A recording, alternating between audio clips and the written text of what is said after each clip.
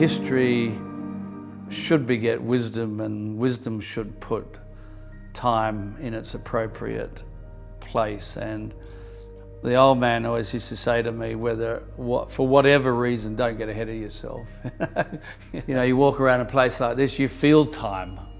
It's here, it's before you, you know, whether it's timbers or it's masonry or it's barrels, sleepy corners, labyrinthine tankage, you know, whatever. You know, it just is like there is time. Doesn't mean we're not in a hurry. Well, I think one of the great things about being family owned is that time is usually on your side. Both looking forwards, but also looking back. That experience, you can't buy that, you can't learn that. That's just something that you see vintage after vintage. You know, when you compare us to the great houses of the world, we're pretty young. You know, we deal with the Antonori family that started their business in the 1300s. So, not being quite 2 centuries old, that makes us a bit of a pup. And I think certainly the family, and particularly Robert, have always maybe just been a little bit modest about, you know, when's the right time to come from, you know, underneath the bushel and start showing our wares and showing the things that we can do. And I think in hindsight that's probably been a really good thing. There's been a lot of other Australian wineries that have jumped in early, but we've waited and bided our time, and I think now is the right time. There's no doubt about it. I think everything in the wine game is about looking backwards in order to go forwards. 2012, a special year. We knew it was going to be special in spring 11. Maybe this is a good year to look at a Coonawarra Barossa blend again, which we hadn't done for a number of years. It was a chance to take a risk and see where it took us.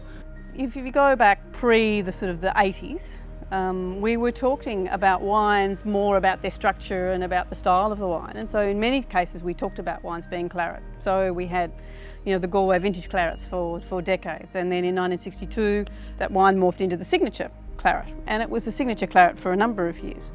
And I've always thought the beauty of Cab Shiraz is that by and large you can't compare it with anything. It is absolutely quintessentially Australian.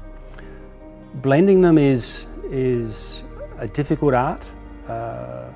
Because what you're looking for is a complete wine. I often think about it as Cabernet being the cool customer, quite serious and distinguished, cool flavours, beautiful tannins, very sort of linear in its structure, in its best form. And then Shiraz, particularly from the Barossa, which is a little bit richer, a little bit rounder, a little bit spicier, and a little bit warmer. And I see Shiraz sort of coming up to Cabernet and saying, hey Cabernet, don't be quite so serious. I'm going to give you a cuddle, and you know, together we're going to make this beautiful seamless wine that's got both the seriousness and the drive, but also this lovely sort of width and spice together. And that's, to me, what Cabernet and Shiraz do together. You know, we can have great Lafittes, Latours and all that. We had DRC that day and everything else. But I just couldn't get my mind away from that glorious wine, which was a blend of these 2 varieties.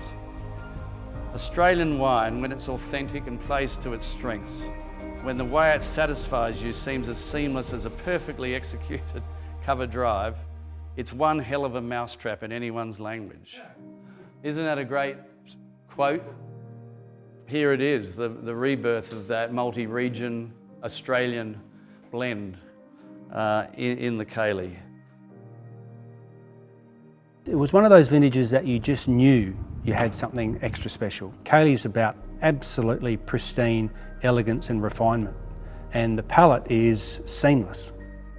This wine is gorgeous beyond belief. It floats across the mouth. It's so elegant.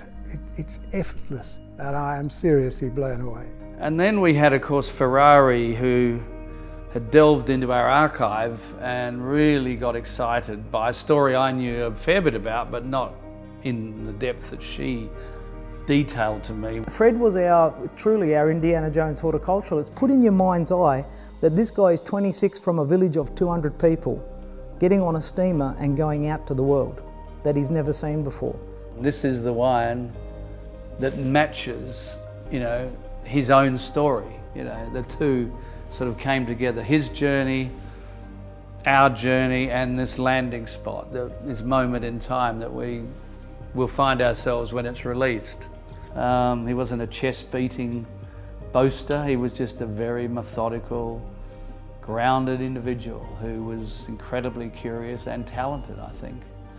And I like to think, well, you know, this is maybe the time for Yalumba to come and say a few of those things about itself. On the global stage, it allows our people and our partners to walk around with their heads held high. You know, we can rub shoulders with the best of the best, and we haven't been able to do that in the past because we haven't had a wine of this level, of this quality, and of this provenance. So it's an exciting time. You know, we can compete with the best of them. Absolutely, no doubt. The Hill-Smith family's contribution to the Australian wine industry is profound, because there is a contiguous succession of ideas, and the result is one of the most spectacular family companies in the world. You know, luxury for me is something that is so consistently good when it's made available that it sustains itself. You know, it's got its own inertia, its own momentum, its own reputational cred.